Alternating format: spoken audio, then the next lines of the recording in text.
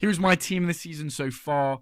It is controversial. First controversy, a 4-5-1, because personally, I don't think a lot of attackers have been exceptional this season, but there have been a lot of midfielders deserving of their spots. In goal, it is Roves, and to be fair, it's between Roves and Raya.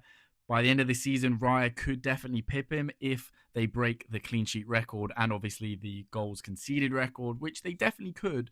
But right now, I just think it is Roves just because of his age, his debut season, and Sunderland are just fantastic at the minute. Probably only one of 4 players that you could probably have no arguments against. Jurrien Timber, he just has been the best right back in the league, let's be fair. Obviously, Munoz has been fantastic, but Jurrien Timber is just so consistent going forward, so consistent defensively. And again, he's part of that imperial backline of Arsenal. Our second Sunderland player, but also an Arsenal youth product, Dan Ballard. He has just been so good for Sunderland. Obviously, scoring against Arsenal in that fantastic 2-2 draw, but he's just so good in the air, very composed. The other night against Manchester City, he was phenomenal as well. Again, keeping on theme, we're going to go with Gabriel. Again, I think this is probably one of the only few players that no one can have any arguments about. He just simply has been the best centre-back in the league. At left back, we're going to go with Marc Cucurella, and I'm going to have to put my bias aside and just accept that he is a phenomenal footballer.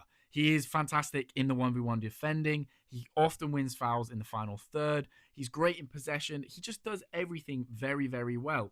And to be fair, I do have to say there haven't been a lot of fantastic left-back options to pick from. Our final Arsenal player is going to be Declan Rice, the future England captain, future Arsenal captain. He just is a fantastic footballer all round.